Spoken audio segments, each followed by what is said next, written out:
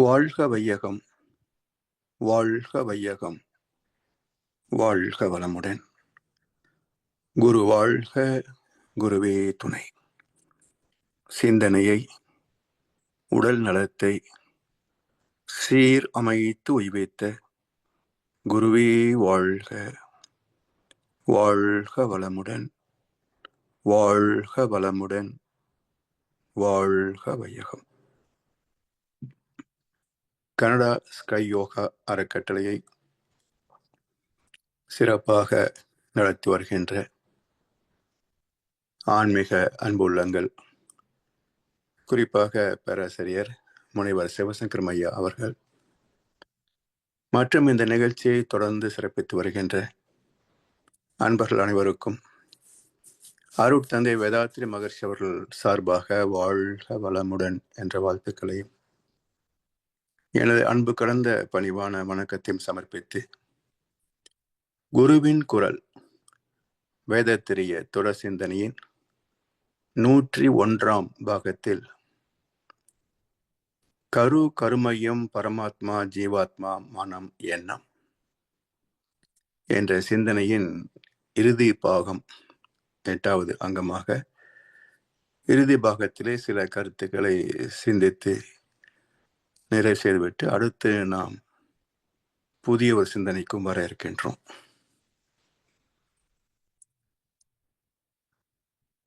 கருமையம் பரமாத்மா ஜீவாத்மா மனம் எண்ணம் இவற்றெல்லாம் புரிந்து கொண்ட பிறகு மேற்கொண்டு நமது ஆத்மாவை களங்கப்படுத்தாத வகையிலே தெய்வநீதிக்கு இணைந்து வாழ்கின்ற அறநெறியிலே நம்மை இணைத்துக் கொள்ள வேண்டும்.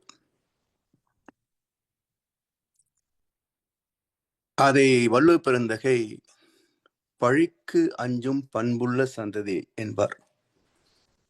எழுபிறப்பும் தேவை தேண்டா பழிப்பிறங்கா பண்புடை மக்கட்பெறின். பழிப்பிறங்கா பழிச்செயலை செய்வதற்கே பயப்படுகின்ற வெட்கப்படுகின்ற சந்ததியாக இருக்க வேண்டும். ஒழுக்க பழக்கத்தோடு தர்ம நீதிகளோடு உண்மையான தெய்வ பக்தியோடு வாழ்கின்ற தம்பதிக்கு நிச்சயமாக நல்ல ஒழுக்கமுள்ள சந்ததிகள் உருவாகும்.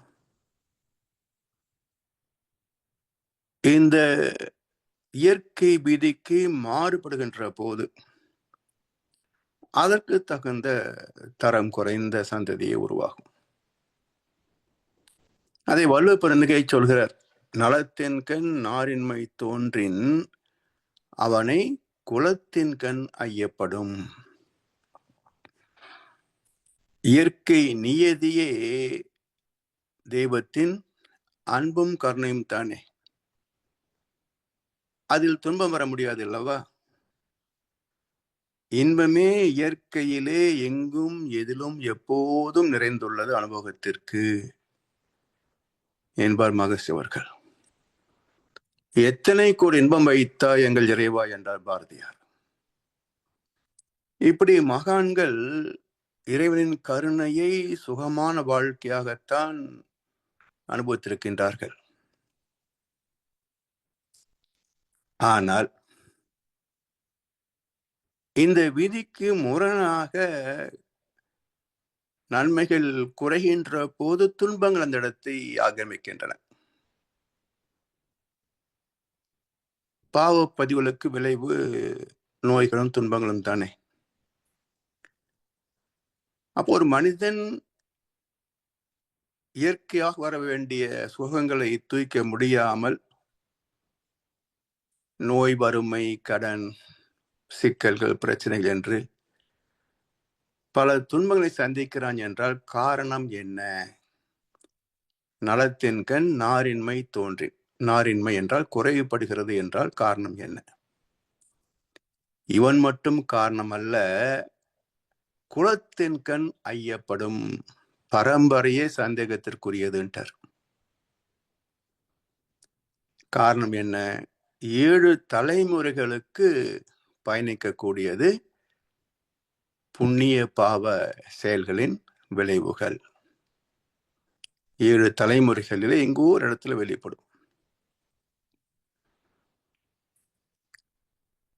இந்த நன்மை தீமை என்ற விளைவுகளை அதனுடைய முதிர்வு காலத்திலே நிச்சயிப்பது தெய்வநீதி. அதனால்தான் ஒரு அருமையான வார்த்தை உண்டு ஆங்கிலத்தில், பிரசன்ட் என்று நிகழ்காலத்தை குறிப்பிடுவார்கள். இது ஒற்றை சொல்லாகத்தான் நாம் பொருள் கொண்டிருக்கின்றோம்.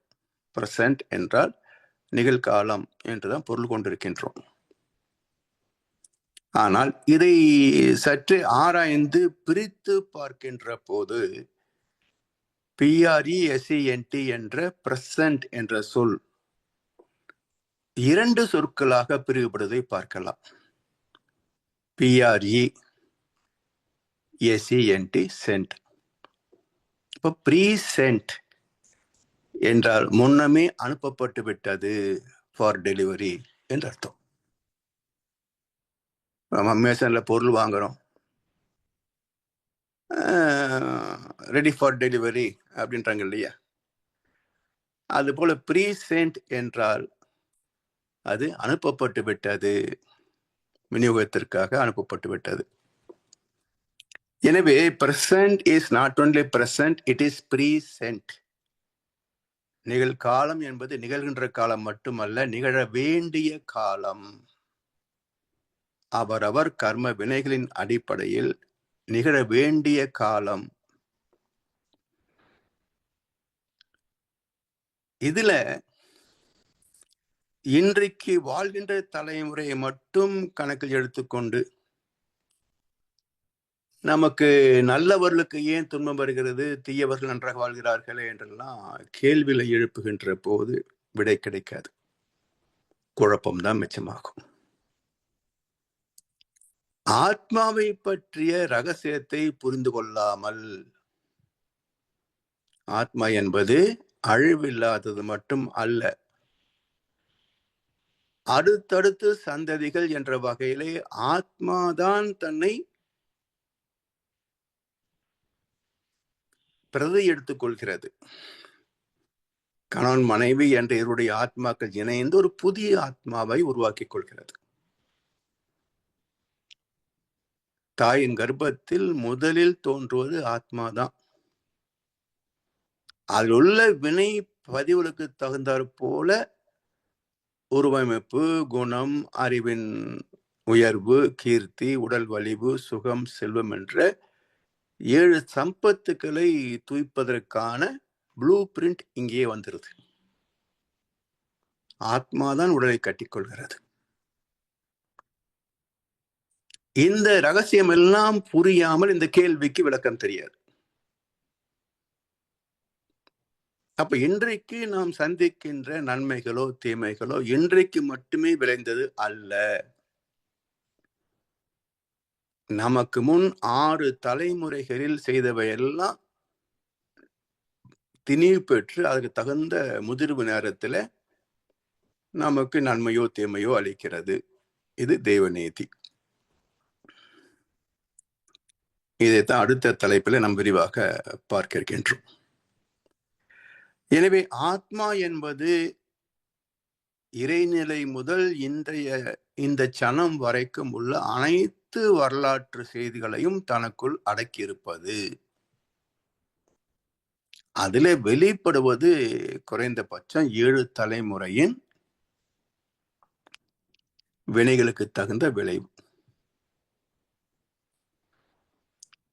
இந்த மனம் பிறக்கின்ற இடம் ஆத்மா, எண்ணங்கள் பிறக்கின்ற இடம் மூளை. மூளையின் கட்டளைகளை செயல்படுத்துபவை உணர்புலன்களும் செயல் புலன்களும். தெய்வ நீதிக்கு, இயற்கை சட்டத்திற்கு உடன்பட்ட செயல்களுக்கு எல்லாம் விளைவாக நன்மைகளே வந்து சேரும். துன்பத்தின் சாயல் கூட இருக்காது. முரண்பட்ட நிலையிலேயே நமக்கு துன்பங்கள் வந்து சேரும். இப்ப எல்லாம் மீண்டும் ஆத்மாவில் பதியும். அப்போ ஒரு பதிவு வெளிப்படுதல், எண்ணம் தோன்றுதல், செயலாக்கம் பெறுதல், இன்ப துன்ப அனுபவங்களை பெறுதல், இவை அனைத்தும் மீண்டும் ஆத்மாவிலேயே பயந்து கொண்டிருக்கும். இது ஒரு விதிவிலக்கு இல்லாத ஒரு வட்டம், சர்க்கிள். இந்த கண்ணிகள் உடைப்படுவதே இல்லை. இந்த வட்டத்திற்குள் தான் வாழ்க்கை அமைந்திருக்கிறது. இதுதான் இதுவரைக்கும் நாம் பார்த்து நிறைவு செய்கின்ற தலைப்பு. மகரிஷி ஒரு கவி சொல்கிறார், உடல் இயக்க அலைகளோடு புலன் மூலம் தனது உணர்கின்ற அலைகளும் உள் கருமைய ஏற்பால் உடல் மையத்தில் சுருங்கி இருப்பாகும். இதுவே உயிர்கட்கு வினை பதிவாம், அறிவாட்சி தரமாம். உடலில் உள்ள வினை பதிவை எண்ணமாய் விரித்து உடல் இயக்க ஆற்றலாக மாற்றும் மூளை செல்கள் உடலுக்குள் கருமைய உண்மை அறிந்தவரே உலகம் பேரண்டம் இறைவெளி அறிந்த அறிஞர். இதெல்லாம் அறிகின்ற போதுதான் வாழ்க்கை என்றால் என்ன என்பது புரியும். எங்கே வாழ்க்கை தொடங்கும் பார்த்துட்டோம், பரமாத்மாவிலே. எங்கே வாழ்க்கை முடியும்? நம்முடைய அனுபவங்களுக்கு தகுந்த அளவு சாலோக்கியம், சாமீபியம், சாரோபியம், சாவிச்சம். இதுதான் வாழ்க்கை, இதுதான் பயணம். இது வாழ்க்கை தெய்வ நீதியோடு இயற்கை சட்டத்தோடு ஒத்து வாழ்வதே வாழ்க்கை. இதுதான் நம்முடைய பயணம். இப்படி வாழ்ந்து முடிந்த அளவிலே பூர்வ கர்ம வினைகள் எல்லாம் அனுபவித்து முடித்து விட்டு, முடிந்த அளவுக்கு ஆயுள் காலம் வரைக்கும் முடித்து விட்டு இறைநிலையோடு ஒன்று விடுவது, இதுதான் பக்தி, ஞானம், முக்தி என்று சொல்வார்கள். நம்பிக்கையில் தொடங்குகின்ற வாழ்க்கை ஏன், எதற்கு, எப்படி, எதற்காக என்றெல்லாம் கேள்விகளை கேட்டு அதற்கு தெளிவான விளக்கத்தை பெற்று இயற்கையை புரிந்து தெய்வத்தை உணர்ந்து அதனோடு இணங்கி வாழ்ந்து பரமாத்ம தரிசனம் பெறுவதே, அதனோடு ஒன்றி கலப்பதே வெற்றிகரமான வாழ்க்கை. இந்த வாழ்க்கையிலே முக்கியமான அம்சம் என்ன என்றால் ஆன்மீக பயிற்சிகளை செய்வது. ஆன்மீக பயிற்சிகள் எல்லாமே ஆத்ம தூய்மைக்கானவைதான். வழிபாட்டு முறைகள், கோயிலுக்கு போறோம் செய்யறோம், எல்லாவற்றிலேயும் ரகசியார்த்தமாக இருக்கிறது. அதெல்லாம் விலைக்கு யாரும் சொல்வது இல்லை. ஏற்கனவே பார்த்திருப்போம் இந்த தலைப்பில் நினைக்கிறேன். இல்லை என்றாலும் அடுத்து வரக்கூடிய தலைப்புகளிலே அதை சிந்திப்போம். எனவே ஆலய வழிபாடு என்பது அவசியமில்லாது என்ற கருத்து தவறு. ஆனா அதில் உள்ள நுட்பங்களை புரிந்து பயன் கொள்ள வேண்டும். சும்மா ஏதோ கோயிலுக்கு போனோம், வந்தோம், கும்பிட்டோம் இருந்தா ஒரு பிரயோஜனம் வராது. இதை இதற்காக செய்கிறோம். 5 மணிக்கு கோயிலுக்கு போகணுமா, இதுக்காகத்தான் 5 மணிக்கு போகணும். 8 மணிக்கு போனா பிரயோஜனம் இல்லை. 108 முறை சுத்தி வந்து வணங்கணுமா, இதற்காகத்தான் வணங்குகிறோம். இது செய்யலைன்னா நம்ம உடம்புக்கு அந்த நன்மைகள் கிட்டாது. வணக்கம், அபிஷேகம், மாதங்களை செய்யறோமா, இதுல என்னென்ன தத்துவம் இருக்கு, இதெல்லாம் நாம் புரிந்து கொள்ள வேண்டும். கையை கூப்பி வணங்குறோமா, யாரை பார்த்து வணங்குகிறோம்? நமக்குள் இருக்கின்ற தெய்வத்தையே நாம் வணங்குகிறோம் என்று ஒவ்வொரு சடங்கிலையும் உள்ள தத்துவத்தை, அந்த மறைபொருள் ரகசியத்தை புரிந்து கொண்டு செயல்பட்டால் பக்தி மார்க்கமே ஞானத்திற்கு கொண்டு வந்து விடும். உதாரணம் ஞான ராமகிருஷ்ண பரமஹம்சர் பக்தியிலிருந்துதான் ஞானத்துக்கு வருகிறார். காளி உபன்யாசகர் அல்லவா அவரு, காளி பக்தர். ஞான மார்க்கம் என்பது என்ன என்றால் இது மட்டுமே போதாது. உடல் நலமாக இருக்க வேண்டும் என்றால் அதற்கு சில உடற்பயிற்சிகளை முறையாக செய்யணும். அப்போ தினசரி எளிய முறை உடற்பயிற்சி செய்வது, இது உடலிலே சிரமங்கள் ஏதும் இல்லாமல் நம்மை காப்பாற்றும். காற்றோட்டம், வெப்ப ஓட்டம், இரத்த ஓட்டம் என்ற 3 ஓட்டங்களையும் சீராக இயங்க வைத்து உடல் நலத்தை மேன்மைப்படுத்தும், நோய் எதிர்ப்பு சக்தியை அதிகப்படுத்தும். அதே போல காய்கல்ப பயிற்சி உயிரின் உற்பத்தி திறத்தை அதிகப்படுத்தும். இப்போ நோய் எதிர்ப்பு சக்தியை எல்லாம் அது கூட்டி வைக்கும். அந்த பயிற்சியை தினசரி அந்தந்த நேரங்களில் தவறாமல் செய்யணும். சரி, இந்த வாழ்க்கை பற்றிய புரிதல், அது அக்னி பிரவேசம் சொல்லுவார்கள். வாழ்க்கை பற்றிய புரிதல், நமக்குள் இருக்கின்ற சகவாச தோஷங்கள், இந்த மண்ணெண்ணில் விழுந்த பாத்திரம் இருக்கு பாருங்க, அது இந்த பெருங்காய டப்பா, என்ன ரசாயனத்தை போட்டு கழுவினாலும் வாசனை போகாது. ஒரே ஒரு வழிதான், அந்த பெருங்காய டப்பாவோ மண்ணெண்ணெய் விழுந்த பாத்திரமோ எடுத்து நெருப்பிலே போட்டோம் என்றால் வாசனை அற்று போகும். அதே போல இந்த மனதின் வாசனைகள், தேவையில்லாத குணங்கள், எண்ணங்கள், இவற்றெல்லாம் நீக்குவதற்கான வழி அக்னி பிரவேசம் என்ற அகத்தாய்வு பயிற்சிகள், நம்மை நாமே புடம்போட்டு எடுக்கின்ற பயிற்சிகள். என்ன மாறைதல், ஆசை சிரமைத்தல், சினம் தவிர்த்தல், கவலை ஒழித்தல், பாவத்தை நீக்குதல், புண்ணியத்தை சேர்த்து கொள்ளுதல், இதெல்லாம் அகத்தாய் பயிற்சிகள். இவற்றெல்லாம் தினசரி கொஞ்ச நேரத்து இதுக்குன்னு ஒதுக்கணும். எப்படி சமையல் பாத்திரங்களை அன்றன்றைக்கு சுத்தப்படுத்தி வைக்கவில்லை என்றால் அடுத்த நாள் சமையல் பயன்படாது. அதை மீறி அதே பார்த்து சமைத்தோம் என்றால் எல்லாம் விஷமாக மாறி போகும், ஃபுட் பாய்சன். அது போல சமுதாய அழுக்குகளால் தினசரி நம்முடைய மனம், ஆத்மா கலங்கப்பட்டு கொண்டேதான் இருக்கும். என்ன, நம்மை சுற்றி நடக்கின்ற எதுவுமே கெடுக்கின்ற வகையிலே தான் இருக்கு. நேற்றுக்கு ஒரு புதிய தமிழ் திரைப்படம் என்று இங்கு போனோம், பயன்படுத்துகின்ற வார்த்தைகள், எதற்கு அந்த வார்த்தை இங்க பயன்படுத்துறாங்க? சென்சார் போர்டு என்பது இருக்கிறதா இல்லையா புரியல.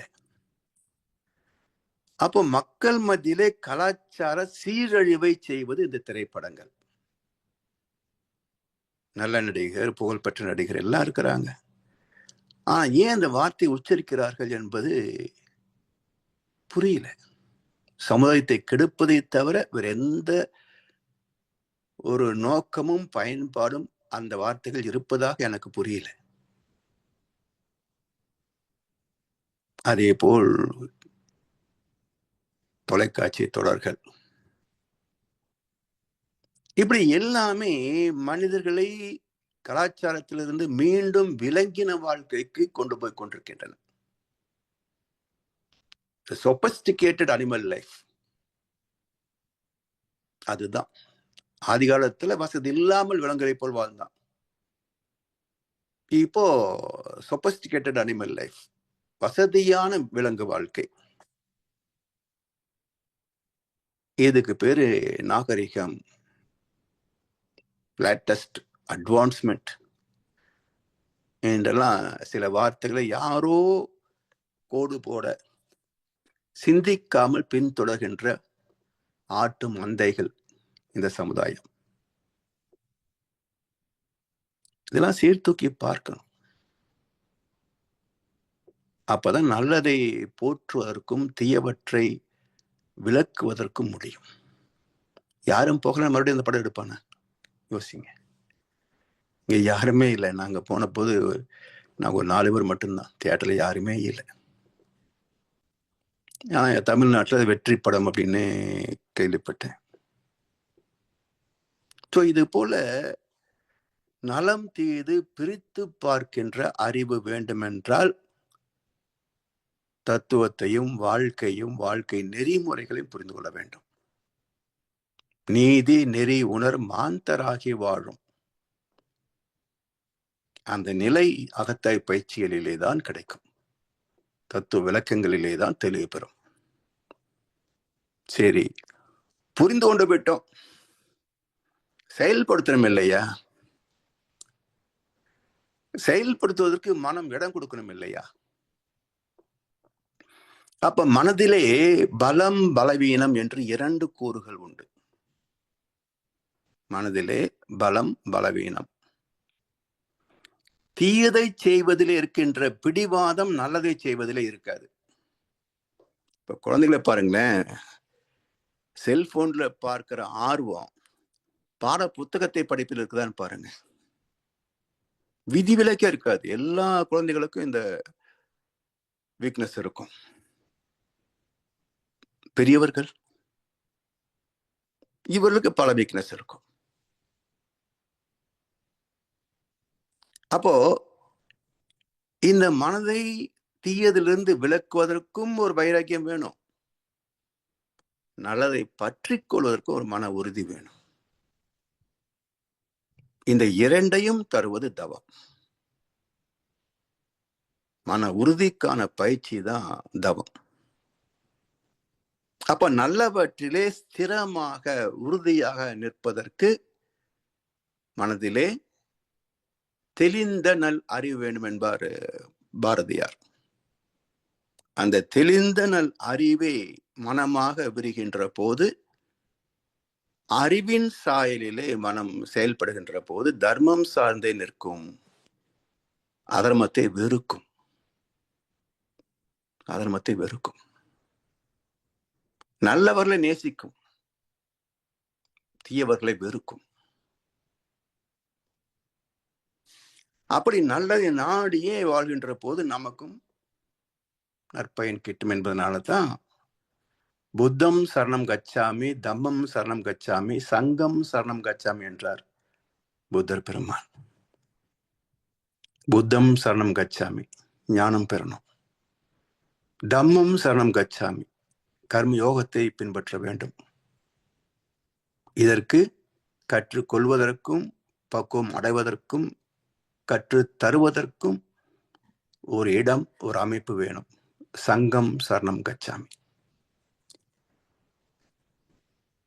இப்படி இழந்துவிட்ட புதையலை மீட்டெடுக்கும் முயற்சி தான் தியானமும் தவமும். ஆத்மாவின் களங்கங்களை தேவநீதியோடு இணைந்து சீர் செய்து வாழ்க்கையில் நிறைவளிக்கும் செயல் திட்டம் மனவளக்கலை பயிற்சியில் இணைந்த வேதத்திரிய தத்துவம் என்பதை உணர்ந்து பயன் கொள்ள வேண்டும். மகரிஷி ஒரு கவிதை சொல்வாங்க, உலகெங்கும் ரேடியோவில் ஒளி அலைகளாய் அனுப்பும் செய்தி எல்லாம் கலந்தொன்றாய் வான்காந்தத்தில் உள, அவை என்றும் கலைந்து விடுவதில்லை, அலை அழிந்து விடுவதும் இல்லை.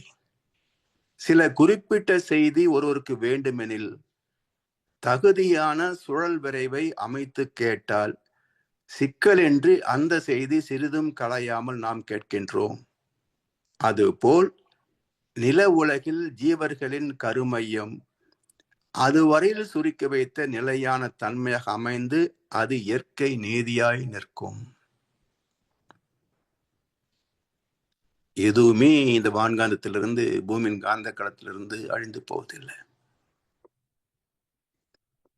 எனவே இந்த நீதியை புரிந்து கொண்டு ஆத்மாவிலே தூய்மை இருந்தால்தான் வாழ்க்கை தூய்மையாக இருக்கும், சமுதாயம் தூய்மையாக இருக்கும். இது எல்லா சமுதாயத்தில் நிலைப்படுத்த வேண்டிய கடமை முதலில் அரசியலுக்கு உண்டு. அதனோடு சரிசமமாக மதங்களுக்கும் உண்டு. ஆனா உலகத்தின் பலவீனம் என்ன என்றால் 2 பேருமே கூட்டுக்களவாணிகள். 2 பேருமே கூட்டுக்களவாணிகள். மக்களின் பயத்தையும் மூட நம்பிக்கையும் மூலதனமாக கொண்டு தாங்கள் மட்டுமே பாதுகாப்பாக மிக வசதியாக ஒரு ஆடம்பர வாழ்க்கை வாழ்வதற்கென்றே தங்களின் தனித்தன்மையை தக்க வைத்துக் கொள்பவர்கள். இந்த பித்தலாட்டத்தை எல்லாம் புரிந்து கொள்ள வேண்டும் என்று சொன்னால் உண்மையான ஆன்மீக குருமார்களைத்தான் நாம் நம்பி அண்டி அவருடைய போதனைகள் எல்லாம் நாம் சிந்தித்து செயல்படுத்தணும் என்றால் இந்த சமுதாயம் சார்ந்தவர்கள் நமக்கு தேவையே கிடையாது. எல்லோரும் நம்மை விட கொஞ்சம் ஏமாற்று வேலையில தேர்ந்தெடுப்பார்கள், அவ்வளவுதான். அவர்களால் நமக்கு எந்த தெளிவையும் தர முடியாது. எனவே வேதத்தின் மகர்ஷி போன்ற உண்மையான குருமார்களை அவர்கள் தந்த தத்துவங்களை விளங்கி கொண்டோம் என்று சொன்னால், கற்றுத்தந்த பயிற்சிகளை முறையாக பின்பற்றோம் என்று சொன்னால் நாமே சுயமாக அந்த உச்சத்தை தொட முடியும் என்று சொல்லி,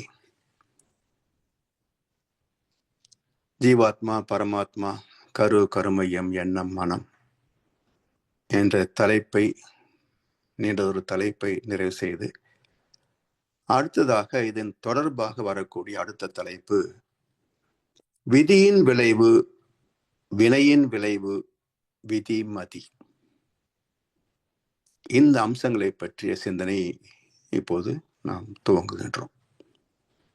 விதியின் விளைவு, வினையின் விளைவு, விதி மதி. வற்றாயிருப்பு, பேராற்றல், பேரறிவு, காலம் எனும் வளம் 4ம் ஒன்றிணைந்த பெருவெளியே தெய்வமாம். வற்றாத இந்நான்கும் விண் முதல் 5 பூதங்கள், வான்கோள்கள், உலகம், உயிரினம், ஓர் அறிவு முதல் 6ஆம். வற்றாது பெருகி வரும் வளர்ச்சியே தன்மாற்றம், வந்தவை அனைத்திலும் சீரியக்கம் இயல்போக்கம். வற்றாது பெருகும் பேரண்டத்தில் உயிரினத்தில் வழுவாத செயல் விளைவு நீதியே கூறுதலறம் என்று இறைநிலையில இருந்து நம்முடைய செயல் விளைவு வரைக்கும் 8 வரிகளிலே ஒரு பரிணாமத்தை தந்திருக்கின்றார் மகர்ஷி அவர்கள். வற்றாயிருப்பு, பேராற்றல், பேரறிவு, காலம் எனும் வளம் 4ம் ஒன்றிணைந்த பெருவெளியே தெய்வமாம். இந்த இடத்துல சுத்தவெளி அல்ல, பெருவெளி. சுத்தவெளியின் இயல்பை நாம் ஏற்கனவே சிந்தித்திருக்கின்றோம். என்னது? Kinematic, querying, highly transparent, mighty, dark and fluid matter. தன் எழுச்சி, நுண் அதிர்வு, ஊடுருவுகின்ற தன்மை, அதனோடு அனைத்தையும் தனக்குள் இயங்க வைக்கின்ற ஆற்றல் என்று இயற்கை விதியாக வரக்கூடிய ஒன்று என்றெல்லாம் சுத்த வெளியின் 6 தன்மைகளை சொல்லி பார்த்திருக்கின்றோம். அந்த சுத்த வெளியே பிரபஞ்சத்தில் பெருவெளியாக அமைகின்ற போது இதிலே 4 பண்புகள் வெளிப்படுகின்றன. வற்றாத இருப்பு, பேராற்றல், பேரறிவு, காலம். வற்றாத இருப்பு என்றால் என்றைக்குமே வற்றி போகாத, குறைந்து போகாத அக்ஷரம்.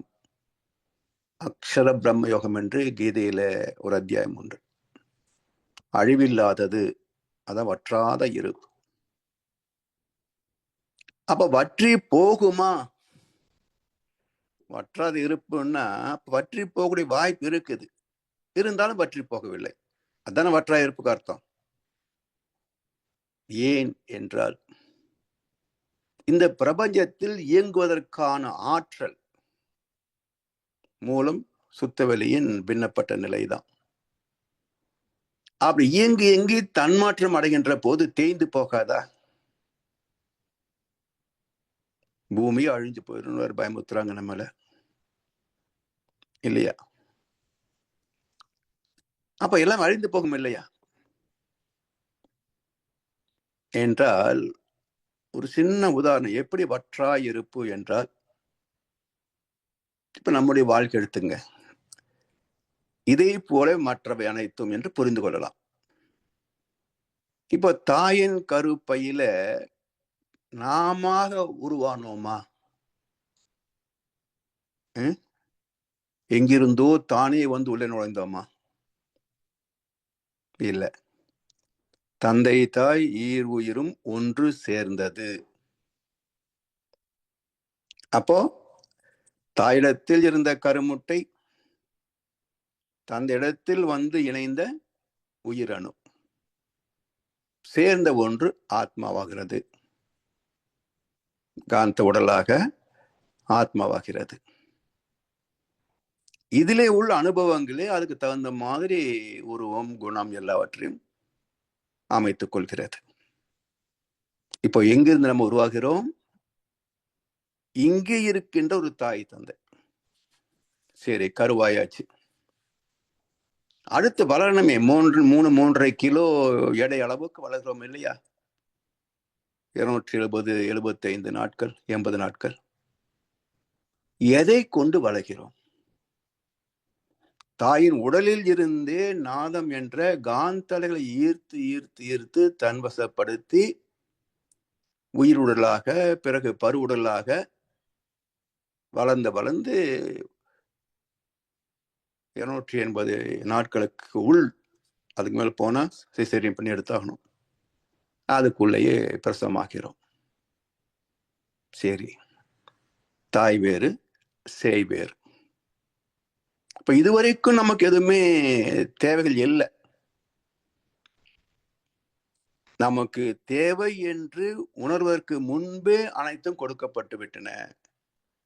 கல்லினுள் தேரைக்கும் கருப்பை உயிருக்கும் உள்ளுணவே தந்து காக்கும் தயாளன். அந்த இறை நீதிப்படி, பரிணாம நீதிப்படி அந்த சிசுவுக்கு வேண்டிய அனைத்தும் கேட்காமலேயே தந்து வளர்க்கப்பட்டது. இப்போ பிரசவமான பிறகு பிரிந்து விட்டது. தொப்புள் கொடி கட். சிறிது நேரத்துல இதுக்கு பசிக்க ஆரம்பிச்சிடும். உணவு வேணும். உடனே பீஸா பர்கர் கொடுக்க முடியுமா? தாய்ப்பாலிலே தொடங்குகிறது ஒரு உணவு. இது வரைக்கும் சாப்பிட்ற வேலை கூட அது கிடையாது. தாயின் கர்ப்பத்துல உண்ணுகின்ற வேலையும் கிடையாது. ஆனா பிரசவித்த பிறகு முதல் அறிமுகம் தாய்ப்பால். அடுத்து வளர வளர பல்வேறு உணவு வகைகள். இந்த உணவு வகைகள் எல்லாம் எங்கிருந்து வருதுங்க? இதே பூமியில தான். அந்த உணவை உண்டோம். என்னாச்சு? 7 தாதுக்களாக செரிமானம் ஆகி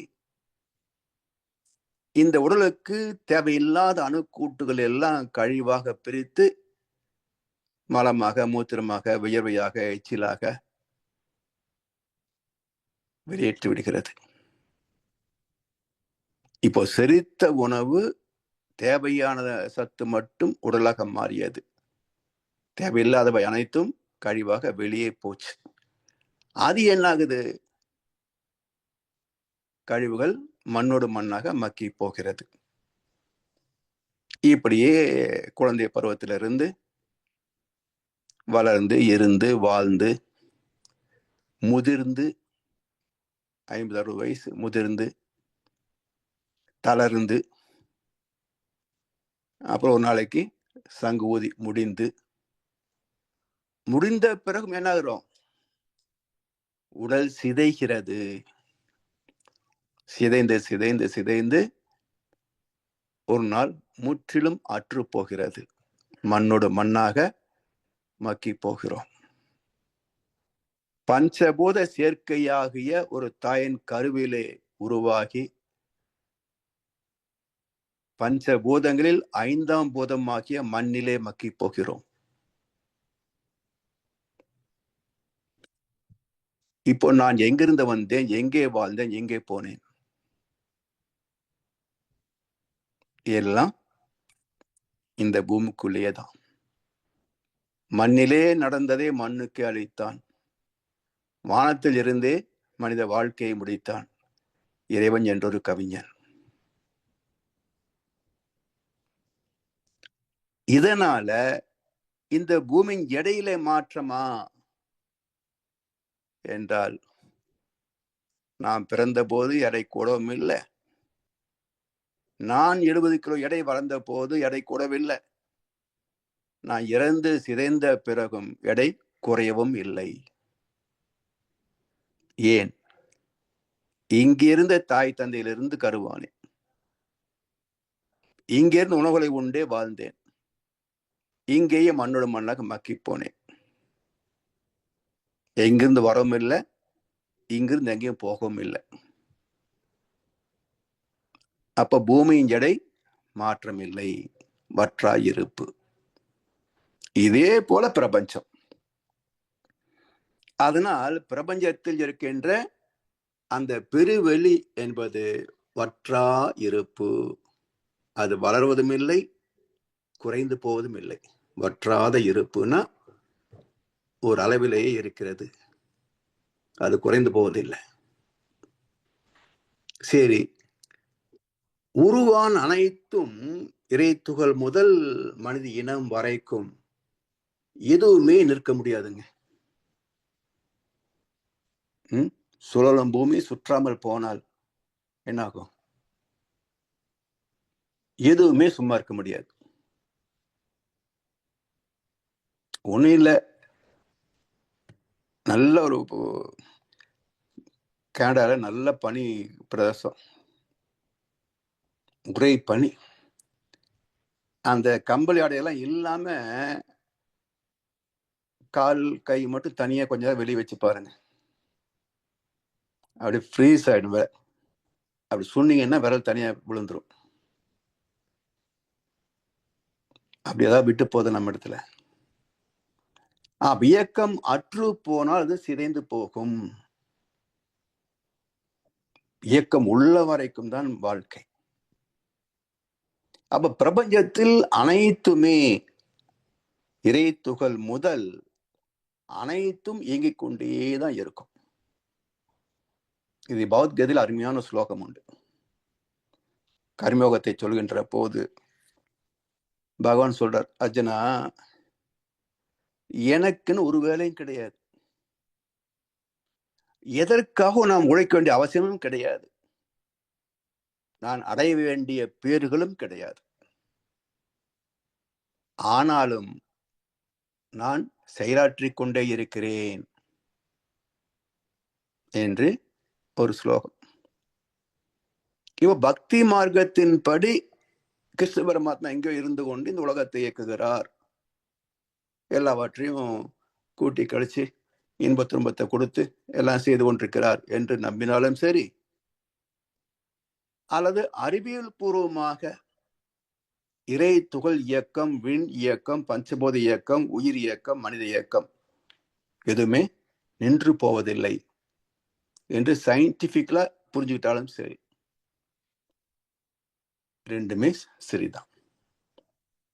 ஆனா எது உண்மை என்றால் உருவமற்ற நிலையே உண்மை.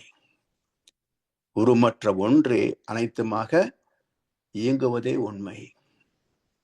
கிருஷ்ண பரமாத்மா தனி ஒரு மனுஷன் கிடையாது. சுத்த வெளிதான் கிருஷ்ணம், கும் இருட்டு. எனவே இவை அனைத்தையும் இயக்கிக் கொண்டிருக்கின்ற ஆற்றல் எது? இப்ப நமக்குன்னு ஒரு எனர்ஜி சக்தி இருக்கு. 820 கோடி மக்களுக்கும் ஒரே மாதிரி அளவா? இல்ல, ஒவ்வொருத்தருக்கும் ஒவ்வொரு மாதிரி, ஒவ்வொரு நாளும் ஒவ்வொரு மாதிரி, ஒவ்வொரு பருவத்திலும் ஒவ்வொரு மாதிரி. வேதங்கள் எண்ணற்றவை, தவிர்க்க முடியாதவை. அது போல எத்தனையோ எண்ணற்ற கோள்கள், சூரியன்கள் எல்லாம் இயங்கிக் கொண்டிருக்கின்றன.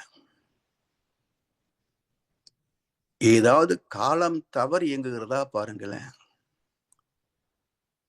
காலில் மலரும் தாமரை பூ, அந்த கருக்களில் மலரும் மல்லிகை பூ, இரவில் மலரும் அல்லிப்பூ, 12 ஆண்டுகளுக்கு ஒரு முறை மலரும் குறிஞ்சிப்பூ. இது ஒன்றாவது காலம் தவற முடியுமா? இல்லை, நம்முடைய ஆயுள் எவ்வளவுன்னு கணக்கு இருக்கு. நாம் பெரிய செல்வந்தர், ஒரு நாளை கூட்டிக் கொள்ள முடியுமா? நீ நாளைக்கு வாப்பா பார்த்துக்கலாம், நான் இன்னைக்கு கொஞ்சம் நேரம் வேலையில இருக்கு, நீ நாளைக்கு வா வந்துடுறேன் என்று யமனோடு நாம் மல்லு கட்ட முடியுமா?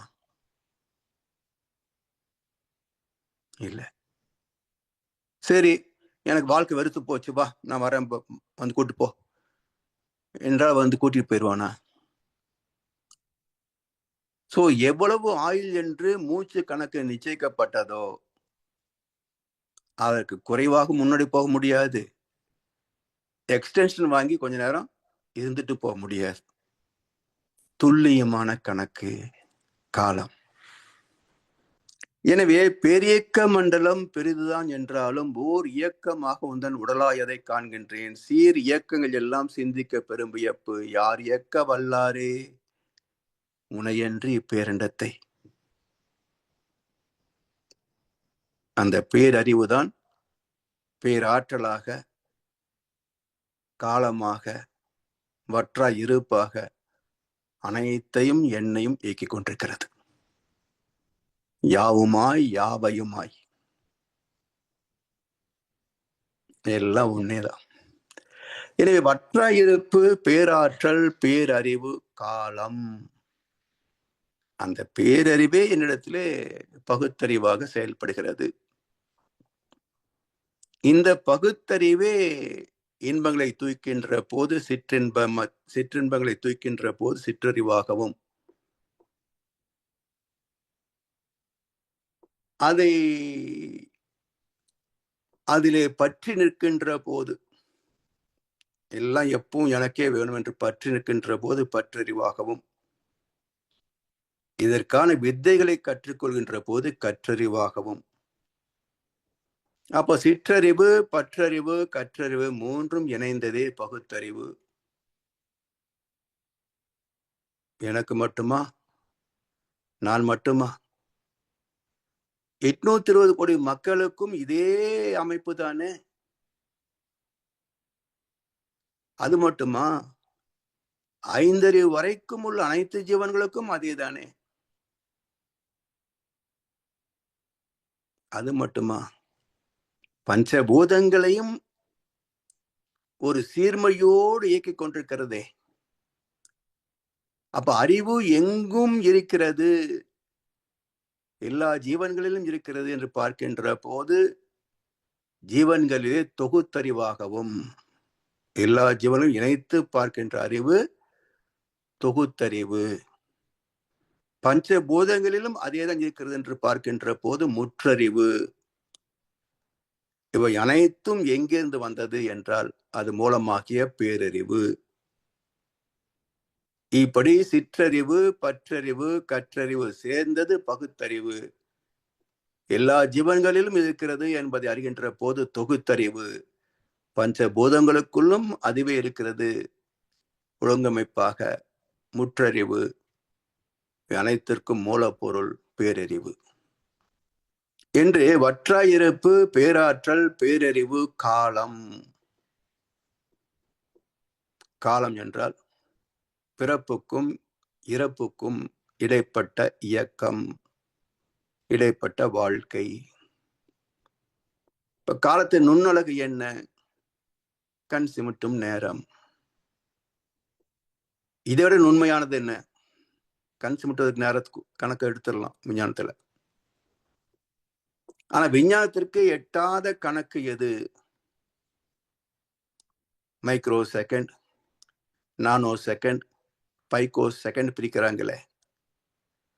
அப்படி பிரிக்கிற போது காலத்தின் நுண்ணழகு என்ன என்றால் சுத்தவெளியிலிருந்து எழுச்சி பெற்று இறை துகள் இயக்கம் பிறக்கின்ற போது அந்த இயக்கத்தின் முதல் சுற்று முடிகிறதே, 3 சுற்றுகளுக்குள் முதல் சுற்று முடிகிறதே, அதுதான் காலத்தின் நுண்ணழகு. எவ்வளவு நுட்பமா இருக்கும் பாருங்க. சோ இப்படி அங்கே தொடங்கிய இறந்த காலம், எதிர்காலம் இல்லாத நிகழ்காலமே விண்களிலே இயங்கி முடிந்த காலம், இயங்க போகின்ற காலம் என்று கடந்த காலம், எதிர்காலம் என்ற பிரிவினைகளோடு ஜீவன்களிலேயும் வாழ்ந்து முடிந்த காலம் கடந்த காலம், வாழப் போகின்ற நாட்கள் எதிர்காலம், இடைப்பட்ட நுண் துகள்களே நிகழ்காலம். நிகழ்காலத்திற்கு கணக்கு கிடையாது, கடந்த காலத்திற்கு கணக்கு உண்டு. 71 வயசாச்சு. எதிர்காலத்துக்கு ஒரு அனுமானம் சொல்லலாம், இன்னொரு 5 வருஷமோ 10 வருஷமோ 1 வருஷமோ இல்ல அடுத்த மூச்சோ கணக்கு இருக்கு. ஆனா நிகழ்காலத்துக்கு என்ன கணக்கு இல்லை. அது மிக நுண்ணிய துகள்களாக கடந்து கொண்டே இருக்கும். இந்த பலம் 4ம் ஒன்றிணைந்த பெருவெளி, இந்த பிரபஞ்சமாக இயங்கிக் கொண்டிருக்கின்ற பெருவெளியே தெய்வமாம். வற்றாத இந்நான்கும் விண் முதல் ஐம்பூதங்கள். இந்த 4 சேர்ந்தது பெருவெளி. இதுதான் விண் முதல் ஐம்பூதங்கள். இவை இணைந்த வான்கோள்கள், உலகம், உயிரினம், அதில ஓரிரு முதல் 6ஆம். வற்றாது பெருகி வரும் வளர்ச்சியே தன்மாற்றம். வளர்ச்சியே தன்மாற்றம். வந்தவை அனைத்திலும் சீர் இயக்கம். சீர் என்றால் தெய்வ நீதியின் அர்த்தம், இயற்கை சட்டம் என்ற அர்த்தம். இயல்புக்க விதியே இதற்கு அடிப்படை.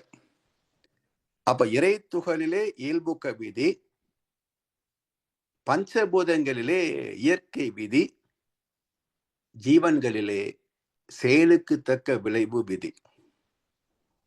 இந்த இயல்புக்க விதி, இயற்கை விதி, செயல் விளைவு விதி என்ற 3 விதியும் சேர்ந்ததுதான் தெய்வ நீதி. இந்த 3ஐயும் நெறிப்படுத்துவதே தெய்வ நீதி. வந்தவை அனைத்திலும் சீர் இயக்கம், இயல்பூக்கம். வற்றாது பெருகும் பேரண்டத்தில், வற்றாது பெருகும் பேரண்டத்தில். ஏன்னா புதிய புதிய இறைத்துவல் தோன்றுகின்ற போது பிரபஞ்சம் விரிந்து கொண்டே போகும். Everlasting and ever increasing. பிரஹ் என்றால் பெருகுதல் என்ற அர்த்தம். அதனால் இந்த யூனிவர்ஸ் என்பதுதான் பிரம்மலோகம், விண் என்பது பிரம்மா. எல்லாம் ஒரு பெயர் வச்சு உருவத்தை கொடுத்துட்டாங்க, நம்ம உருவத்தை பிடிச்சுக்கிட்டு தத்துவத்தை விட்டுட்டோம், அவ்வளவுதான். ஆனா அந்த வார்த்தைக்குரிய பொருளை புரிந்து கொண்டால் பிரம்மா ஒரு மனிதன் அல்ல, பெருகிக் கொண்டே இருக்கக்கூடிய ஒரு ஆற்றல் பிரஹ். அது நிறைந்த ஒரு களம் பிரபஞ்சம், அதுவே பிரம்மலோகம். அதாவது விண்வெளி, அதுதான் பிரம்மலோகம். வற்றாது பெருகும் பேரண்டத்தில் உயிரினத்தில் வலுவாத செயல்விளைவு நீதியை கூறுதல் அறம். கூர்மையான துல்லியமான தெய்வ நீதி, கூறுதல் அறம் என்பதே தெய்வ நீதி. இப்படி இந்த இறைநிலையில் இருந்து விதி எப்படி பிறந்தது? இயல்பூக்க விதி, இயற்கை விதி, வினை விளைவு விதி. இந்த 3 விதிகளை பற்றி அறிமுகத்தை இந்த ஒரு கவியிலே நமக்கு தந்திருக்கின்றார்கள். இதன் விரிவான விளக்கத்தை அடுத்த வகுப்பிலே சிந்திப்போம் என்று சொல்லி வாய்ப்பளித்தனருக்கு நன்றி பாராட்டி இந்த உரையை நிறைவு செய்கின்றோம். வாழ்க வளமுடன், வாழ்க வளமுடன், வாழ்க வையகம். வாழ்க வளமுடன் ஐயா. வாழ்க வளமுடன் ஐயா. மிக நன்றிகள் ஐயா. சிறப்பான சிந்தனை. செயல் உலக தத்துவத்துக்கு அறிமுகம் தந்திருக்கிறீங்க, சிறப்பாக இருந்தது. அவர்களுடைய கேள்வி பதில் பகுதிக்கு செல்வோம். ஐயாவிடம் ஏதாவது கேள்விகள் கேட்க விரும்புவர்கள் கைகளை ஏற்றி கேட்கலாம். சிந்தனைகளில் அடுத்ததாக கேள்வி இருக்கும் என்று நினைக்கவில்லை. தகவல்கள் நிறைய கிடைத்தது. கேட்க விரும்புவர்கள் கைகளை ஏற்றி கேட்கலாம்.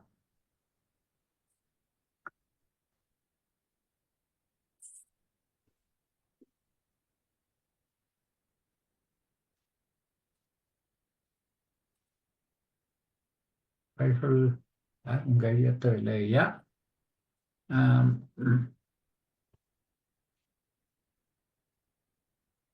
ஐயா, இந்த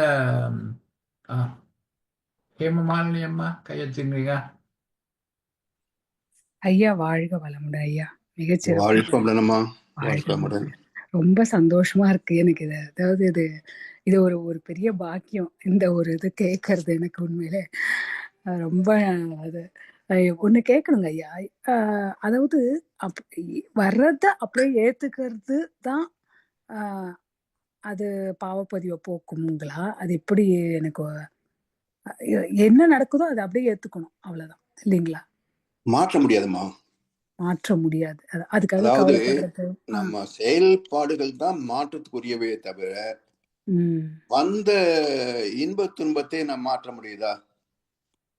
முடியாது. நோய் வருது, என்னதான் மருத்துவம் பார்த்து நோயை நீக்கிக் கொள்ளலாம் என்றாலும் அது நீங்குகின்ற வரைக்கும் வலி வருத்தத்தை தவிர்க்க முடியுமா? எதிர்வினை இல்லாம இருக்கிறது நல்லது இல்லைங்களா? ஆமா, எதிர்வினை இல்லாம சொல்ல முடியாது. ஏன்னா இப்ப மருத்துவம் பயன்படுத்துவது எதிர்வினை தானே. நோய் வந்துருச்சு, அதை தீர்க்கிறோம். அப்ப இதுவும் இயற்கையின் ஒரு அம்சம்தான். சரி, இப்போ நோய் வந்து சில மருந்துக்கு கட்டுப்படாத நோய்கள் உண்டு இல்லையா? ஆமா. இப்ப அப்ப என்ன, அதை என்ன செய்ய முடியும்? அப்ப ஏற்றுக்கொள்வதை தவிர வேறு வழி இல்லை. அப்ப எதை நாம் இயற்கை விதிப்படியே மாற்றிக்கொள்ள முடியுமோ அதை மாற்றிக்கொள்கிறோம். எதை மாற்ற முடியாதோ அது ஏற்பதை தவிர வேறு வழி இல்லை, அவ்வளவுதான். நம்மள கேட்டுட்டு நிக்கிறது ஏத்துக்கிறியா இல்லையா, நான் போகவான கேட்கும். No choice. சோ அதை வந்து ஏத்துக்கிட்டா நமக்கு வந்து முரண்பாடு இருக்காது. அது கஷ்டப்படுறதுல பிரயோஜனம் இல்ல, எதுக்குமே நடக்கிறது ஏத்துக்க. ஓகே, சரி. ஆமா. அப்புறம் இன்னொன்னுங்க ஐயா, அதாவது கரு ஊட்டுறதுல இருந்து நீங்க இறை விஞ்ஞானத்துல ஒண்ணு சொன்னீங்க. கரு ஊட்டுறதுல இருந்து அந்த நட்சத்திரத்துல இருந்து 10 தடவை பூமி வந்து சுத்தி வருதுன்னா தண்ணி தானே சுத்தி வர்றதுங்களா? இல்ல, அந்த நட்சத்திரங்களுடைய தொகுதி கணக்கு. இப்ப ஒவ்வொரு நாளைக்கும் ஒரு நட்சத்திரம் பூமி மீது ஆதிக்கம் செலுத்துது இல்லையா? அதுதாங்க ஐயா, அதை பத்தி தான். அப்படி 27 நட்சத்திரங்கள் 27 நாட்கள். அடுத்த சர்க்கிள் வந்து மறுபடியும் எந்த கருவில உருவானமோ நட்சத்திரம் உருவானமோ அந்த நட்சத்திரத்துடைய தாக்கம் செகண்ட் சர்க்கிள். அப்படி 10 சைக்கிள் முடியற போது 270 days முடிஞ்சு போயிடும். அதுக்கப்புறம் ஒரு வாரம் 10 நாளுக்குள்ள டெலிவரி ஆயிடும். அந்த நட்சத்திரம் வந்து எப்படிங்க அன்னைக்கு ஒரு நட்சத்திரம்னு எப்படி சொல்றாங்க? அது பூமிக்கு எப்படி அது ஜோதிட இதுபடி எப்படின்னா, இப்போ வந்து நம்ம சந்திரன் எடுத்துக்கொள்ளுங்களேன், 79 நாட்களுக்கு ஒரு சுத்து முடிச்சிருது. ஆமா. அப்படின்னா வட துருவத்துக்கும் சந்திரன் போகுது, தென் துருவத்துக்கும் போகுது இல்லையா? ஆமா, ஆமா. இப்போ அன்னைக்கு நமக்கு சந்திரனுடைய அலைகள் வருவதை காட்டிலும் நமக்கு முன்னாடி இருக்கிற போது அதிகமான ஆற்றல் கிடைக்கும் இல்லையா? ஆமா, அதுதான் கணக்கு. இதே போல நட்சத்திரங்களுடைய கணக்கும். ஓ, சரி, சரிங்க. சரி, சரி. அதுதான் எனக்கு இன்னும் அது கொஞ்சம் விளங்காம தான் இருக்குங்க. இல்ல, நீங்க இதை என்னாச்சு பாருங்க, ஒரு வட்டமா எடுத்துக்கங்க. பூமி ஒரு வட்டம், அதை சுற்றி ஒரு ஆர்பிட்ல சந்திரன் சுத்தி வருது. நார்த் போல் சவுத் போல் இருக்குது. நாம் இருக்கிறது மிடில் ஈக்குவேட்டர் இருக்கிறோம். அப்ப அந்த சந்திரன் அப்படியே நகர்ந்து வரும்போது ஆங்கிள் மாறிட்டு வரும் இல்லையா? அப்போ துருவத்தில் இருக்கிறத விட நமக்கு ஈக்குவேட்டருக்கு வரும்போது சக்தி நல்லா கிடைக்குது இல்ல? அதே போலதான் நட்சத்திரங்கள். ஒட்டுமொத்த பூமிக்கும் ஒவ்வொரு நாளுக்கும் ஒவ்வொரு நட்சத்திரங்களுடைய தாக்கம் அதிகம். சரி, சரிங்க ஐயா. ஓகேங்க, நன்றி ஐயா, நன்றி. வாழ்க்கை. வாழ்க வளமுடன் அம்மா. அம்மா உங்க புதிய அன்பர் இன்னைக்கு. ஆமா, உங்களுக்கு தெரியுமா அம்மாவை?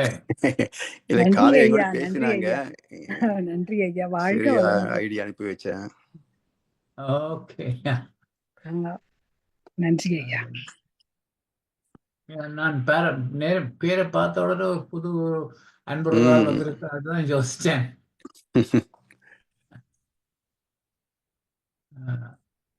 நன்றி ஐயா. நாங்கள் இன்றைய நிறைவு இந்த செய்துள்ளோமா? வகுப்பை நிறைவு செய்து கொள்வோம் வாழ்க ஐயா. வளமுடன் ஐயா. வாழ்க வளமுடன். ஒரே ஒரு சின்ன கொஸ்டின் மட்டும் ஐயா. சொல்லுங்கம்மா. இப்போ நீங்க அவங்களுக்கு சொல்லும்போது சொன்னீங்க, நம்ம எந்த துன்பம், அதாவது நம்ம கர்ம வினையினால நம்ம கஷ்டப்படும் பொழுது அந்த துன்பங்களுக்கு வந்து நம்ம வந்து துன்பப்படக்கூடாது. அப்படி ஐ மீன் லைக் அதுக்கு நம்ம கவலைப்படுறது அதையெல்லாம் தாண்டி அந்த வருத்தம் வந்து நம்மளுக்கு இருக்கக்கூடாது அப்படின்னு சொல்றீங்க. ஆனா நம்ம அந்த துன்பம் தான் நம்ம கர்மத்தை கழிக்குமா, இல்ல நம்ம வருத்தப்படாம இருந்தா நம்ம கர்ம வினை வந்து அதை நம்மளுக்கு உணர்த்தணும்னு தானே அது நம்மளுக்கு கொடுக்குது வந்துட்டு. வருத்தப்படாம இருக்க முடியுதா பாருங்கம்மா. அதுதான் கேக்குறேன் நான். அதாவது நன்மையில் வரும்போது மகிழ்ச்சி அடையாமலோ, அதை கூட மகிழ்ச்சியோட அடையாம இருந்துடலாம். கடலளவு கிடைத்தாலும் மயங்க மாட்டேன், சாத்தியம்தான். ஆனா கையளவே ஆனாலும் கலங்க மாட்டேன்னு இருக்க முடியுதா? அடுத்தவளை சாப்பாட்டுக்கு என்ன பண்றதுன்னு கவலை வந்துருது இல்ல, இல்லையா? ஆமா ஆமா. அப்போ இது தவிர்க்கக்கூடிய பக்குவம் எதுன்னா இறை உணர்வு, பிரம்மஞானம். ஓகே. அப்ப ஞானிகள் வந்து இந்த ரெண்டையும் தவிர்த்து கடந்த நிலையில ரெண்டையும் சமமாக பார்ப்பார்கள். ஓகே. அப்ப இந்த இடத்துலதான் நம்மளுக்கு குருவோட தொடர்பு வந்து ரோல். ஆமா, அவரோட எப்பவுமே ரோல் இறை வந்து இங்க தான் உணர்வும் ப்ளே குரு பண்ணும். உணர்வும் வந்து நம்ம இருக்கணும். Okay okay. ஏன்னா நம்ம கைத்துக்கு விடக்கூடிய ஆற்றல், ஒரு அனுகிரகம், ஒரு துணை, வாழ்த்து எல்லாமே குருவிடத்துல இருந்தானே வருது. Okay okay. எவரொருவர் குருவை மதித்து ஒழினாலும் தப்பாத குரு உயர் மதிப்போர் தம்மை தரத்தில் உயர்த்தி பிறவை பயனை நல்கும். ஓகே. ஆனா நம்மளுக்கு அந்த குருவோட தொடர்பு வந்து நம்மளோட இதை வந்து மேம்படுத்ததா இருக்குமே ஒழிய நம்மளோட கர்ம வினைகளோட அளவை, அதோட வீரியத்தை குறைப்பதற்கு வருகின்ற அவரோட போதும் அதான் நீங்க வந்து ஏத்துக்கிட்டோம்னா ரிப்பல்ஸ் கம்மிமா. Okay okay. அதாவது மனசு வந்து உன்னை வெறுக்கிற போதுதான் எரிச்சல் வருது. சரி ரைட் அப்படின்ட்டீங்கன்னா எரிச்சல் குறைஞ்ச போது இல்ல. ஆமா ஆமா. அதே போல துன்பம் வருகின்ற போதும் பிரச்சனை வருகின்ற போதும் சரி வரட்டும் பார்ப்போம் அப்படின்னா ஒரு மாதிரியான மனோபாவம். அது எப்படி என்ன பண்றது அப்படின்னா அது ஒரு மனோபாவம் இல்லையா? ஆமாங்க ஐயா. அப்போ அந்த எதிர்த்து நிக்கிற போது உங்களுக்கு வந்து துன்பம் பெருசா தெரியும். Okay okay. ஏற்றுக்கொள்கின்ற போது அதேதான் ஒண்ணும் மாற போறது இல்லை. நம்முடைய மனதிலே ஏற்படக்கூடிய உணர்விலே மாற்றம். Okay okay. அவ்வளவுதான். ஓகே. நன்றிங்க ஐயா. வாழ்க நன்றி. வளமுடன். வாழ்க வளமுடன். வாழ்க வளமுடன். நன்றிகள் ஐயா. நன்றி ஐயா. வாழ்க வளமுடன். ஐயாவுக்கு நாம் ஒரு வாழ்த்து தெரிவிப்போம். இன்றைய இந்த குறிப்பின் குரல் 101வது வகுப்பை சிறப்பாக நமக்கு நடத்தி தந்த முதல்நிலை பேராசிரியர் பழனிசாமி ஐயாவுக்கு கனடா ஸ்கையோகா மன்றத்திற்கு நன்றியை தெரிவிப்பது. ஐயாவுக்கு ஒரு வாழ்த்து தெரிவிப்போம். முதல்நிலை பேராசிரியர் பழனிசாமி ஐயா அவரது உடல் நலம், மனவளம், பொருளாதார வளம், அவர்தம் அன்பு குடும்பம், அவரது வேதாத்திரிய தொண்டு